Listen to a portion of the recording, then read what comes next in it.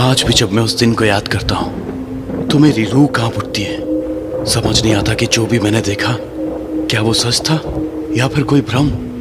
क्या आप भूत प्रेत पर विश्वास रखते हैं? अगर 10 साल पहले यही सवाल आप मुझसे करते तो मेरा जवाब ना होता। मगर उस रात मैं अपने एक दोस्त की शादी को अटेंड करने गांव जा रहा था। बस कंडक्टर को जब मैंने गांव का नाम बताया वो थोड़ा चौंक सा गया और मेरी तरफ अजीब नजरों से देखने लगा। उसने मुझसे कहा कि यह गाड़ी उस रास्ते नहीं जाती क्योंकि बारिश की वजह से वो रास्ता बंद हो चुका है और अगले स्टॉप पर उतर के मुझे पैदल जाना पड़ेगा।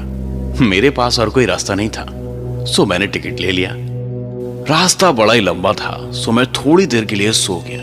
लगभग रात के 10 बजे गाड़ी उस स्टॉप पर पहुंची और मैं बस से उतरने लगा, लेकिन तभी बस कंडक्टर ने मुझे रोका। वो मुझे वहां पर ना उतरने की विनती करने लगा। उसके कहे अनुसार वो रास्ता बड़ा ही निर्जन था, लेकिन पहले ही मुझे बहुत देर हो चुकी थी, इसलिए कंडक्टर को धन्यवाद देते हुए मैं बस से नीचे उतर गया। मैंने मुड़कर देखा तो कंडक्टर अभी भी मेरी तरफ देख रहा था, मानो जैसे उसे मेरी बड़ी चिंता हो रही थी। बस निकल गई और उस सुनसान रास्ते में अकेला रह गया मैं। बस के जाने के बाद वो रास्ता और भी सुनसान लगने लगा। अंधेरा काफी घना था और मेरे पास टॉर्च भी नहीं थी, सो मैंने अपने मोबाइल की लाइट ऑन की और जंगल के रास्ते की ओर बढ़ गया। मैं थोड़ी दूर चला था कि अचानक बारिश शुरू हो गई।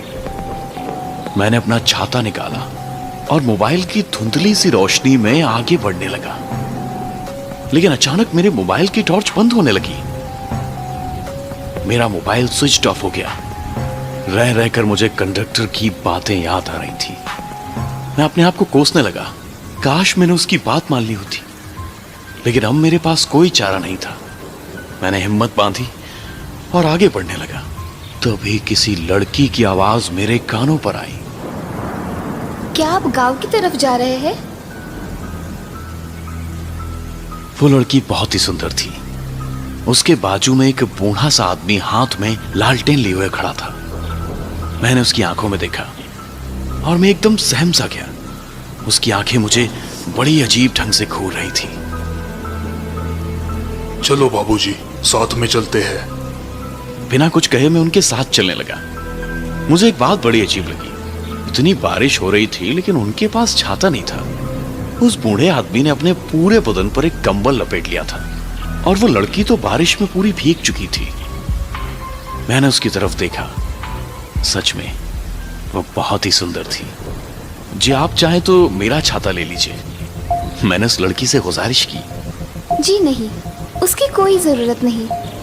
और इतना कहकर वो मेरे पास आई और मेरे साथ एक ही छाते में चलने लगी।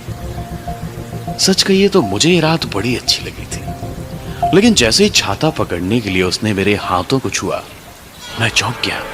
क्या हुआ? उसने मुझसे पूछा। जी जी, वो आपके हाथ बहुत ही ठंडे थे। लड़की मुस्कुराई। जी हाँ, वो आज बारिश बहुत ज्यादा है ना, शायद इसलिए। उस खूबसूरत लड़की के साथ एक ही छाते में चलते हुए मैं रोमांचित हो रहा था। अब गांव नजदीक आ गया था। मुझे दूर से घरों में जलते टिमटिमाते हुए दियों की रोशनी नजर आ रही थी। मैं उस रास्ते से आगे बढ़ा, लेकिन मैंने देखा कि वो लड़की और वो बूढ़ा आदमी एकदम से रुक गए। क्या हुआ? आप रुके क्यों? मैंने उनसे पूछा। आप गांव में नहीं आने वाले? जी हम गांव नहीं आते, हमारा लॉज है यहाँ पर। कभी वक्त मिले तो आइएगा जरूर। उस लड़की के हाथों में छाता देके मैं आगे बढ़ा। अचानक मुझे याद आया कि मैंने उस लड़की का नाम तो पूछा ही नहीं। अपने आप को कोसता हुआ मैं पीछे मुड़ा और मेरे पांव तले जैसे जमीन खिसकी गई। वहां पे कोई भी नहीं था। मैं आंखें फाड़ फाड़ कर देखने की कोशिश करने लगा। अचानक फिर से बिजली कड़की और फिर जो मैंने देखा, मैं आज तक उसे भुला नहीं पाया हूं। उनकी आंखें, उफ, उसमें तो जैसे जान ही नहीं थी, लेकिन फिर भी वो मुझे ही घूर रही थी। चेहरा सफेद, मानो जैसे उनका खून ही सूख चुका हो। वो मेरी तरफ देखकर मुस्कुराई। उसके सारे दांत सड़ गए थे। हमारा लॉज है यहाँ पर, कभी वक्त मिले तो आइएगा जरूर, मैं आपकी राह देखूंगी। उसकी आवाज मानो किसी कब्र से आ रही हो, इतनी भयानक थी। मेरे हाथ पांव कांपने लगे। मुझे उस कंडक्टर की बताई हुई बात याद आ गई। उसने मुझसे कहा था कि रास्ते में अगर कोई पुकारे तो रुकिएगा मत। इतनी बारिश में भी मुझे पसीना आने लगा और फिर अपनी जान हथेली पर रखकर मैं वहां से भाग निकला। पता नहीं मैं कितनी देर भाग रहा था। गांव में पहुंचते ही मैं बेहोश होकर गिर गया। उसके बाद क्या हुआ मुझे नहीं पता, लेकिन 2 दिन बाद मुझे होश आया। तब मेरे दोस्त ने मुझे बताया कि पिछले 2 दिन से मुझे तेज बुखार था और मैं अपनी बेहोशी में अजीब अजीब बातें बड़बड़ा रहा था। मैंने अपने दोस्त को उस रात क्या हुआ वो सब बात बताई, जिसे सुनकर मेरा दोस्त भी घबरा गया। उसने मुझसे उस गांव में घटी हुई एक हकीकत बताई, जिसे सुनकर मेरे रोंगटे खड़े हो गए। वो कहानी कुछ इस प्रकार थी। उसी गांव में एक लॉज था, जिसे एक बूढ़ा आदमी और उसकी नातिन दोनों मिलकर चलाया करते थे। कुछ साल पहले शहर से कोई लड़का उन दोनों के लॉज पर रहने के लिए आया था। वो दोनों एक दूसरे से प्यार करने लगे। लड़के ने लड़की से शादी का वादा किया और फिर वो शहर चला गया। वो लड़की उसके लौटने के इंतजार की राह देखने लगी, मगर वो लड़का लौट कर कभी नहीं आया।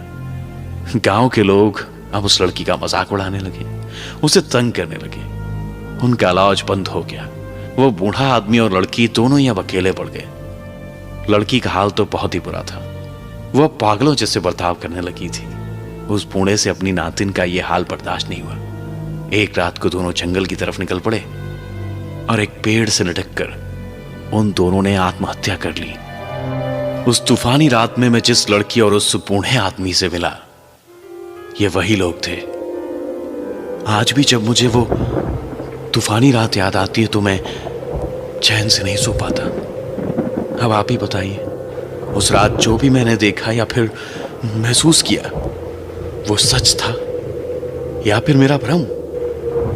आपको क्या लगता है, क्या भूत प्रेत सच में होते हैं?